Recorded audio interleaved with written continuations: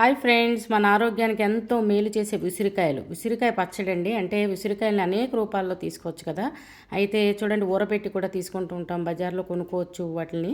అయితే విసిరికాయల్ని మనం తెచ్చుకుని ఆ విసిరికాయ పచ్చడి ఎలా చేసుకోవాలో చెప్తాను చూడండి.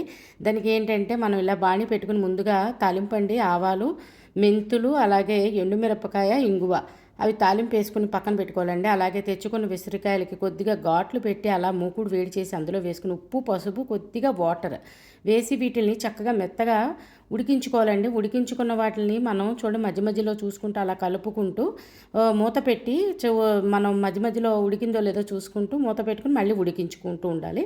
అయితే ఉడికిన తర్వాత మనం అందులో పిక్కలు ఉంటాయి కదండి, ఆ పిక్కల్ని తీసేసి మనం ఏం చేయాలంటే అవి కొద్దిగా ఇలా మనం తీసుకున్న అట్లకాడతోనే కట్ చేసుకుంటే అవి కట్ అయిపోతాయండి ఉడికిన తర్వాత.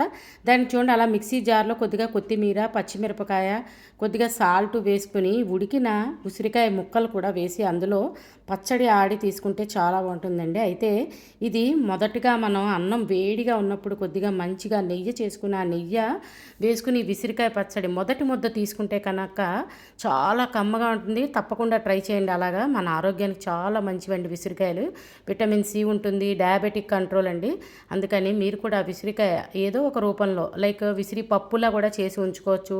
మనం చూడండి, భోజనం చేసిన తర్వాత ఆ పప్పు తీసుకుంటే చాలా మంచిది. మీరు కూడా ఈ పచ్చడిని ఇలా ట్రై చేసి మీకు ఎలా కుదిరిందో కామెంట్ పెట్టండి. ఛానల్ సబ్స్క్రైబ్ చేసుకోకపోతే సబ్స్క్రైబ్ చేసుకోండి. ఒకవేళ చేసుకున్నట్టయితే కనుక మీ ఫ్రెండ్స్తో, రిలేటివ్స్తో తప్పకుండా షేర్ చేయండి. కొత్తగా చూస్తున్న వాళ్ళు, నా ఛానల్ పేరు అమ్మ వంటిల్లు, మన ఆరోగ్యం మన చేతుల్లో.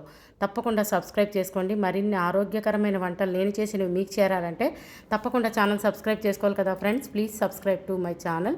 Thanks for watching. చూడండి, ఈ పచ్చడి మనం చేసుకున్న తర్వాత దీన్ని నిల్వ కూడా ఉంచుకోవచ్చండి. ఇంచుమించు 10 నుంచి 15 రోజుల వరకు నిల్వ కూడా ఉంటుందండి. ఫ్రిడ్జ్లో పెట్టుకుంటే మనం ఇది చేసుకున్నప్పుడు డైలీ ఇది ఉన్నంతసేపు ఫస్ట్ ముద్ద తీసుకుంటే కనుక మన ఆరోగ్యానికి చాలా మంచిదండి.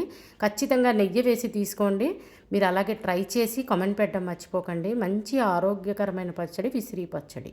ఉసిరి పప్పు అన్నాను కదండి, అవి మనం విసిరికాయలు దొరికినప్పుడు తెచ్చుకుని 9 నుండి 10 రోజులు విసిరికాయలు శుభ్రంగా ఎండపెట్టుకుని ఇలా పప్పును స్టోర్ చేసుకుంటే కనుక మౌత్ అల్సర్స్ కానీ లేదంటే మౌత్ ఫ్రెషనర్గా కానీ చాలా బాగా ఉపయోగపడుతుంది. ట్రై చేయండి.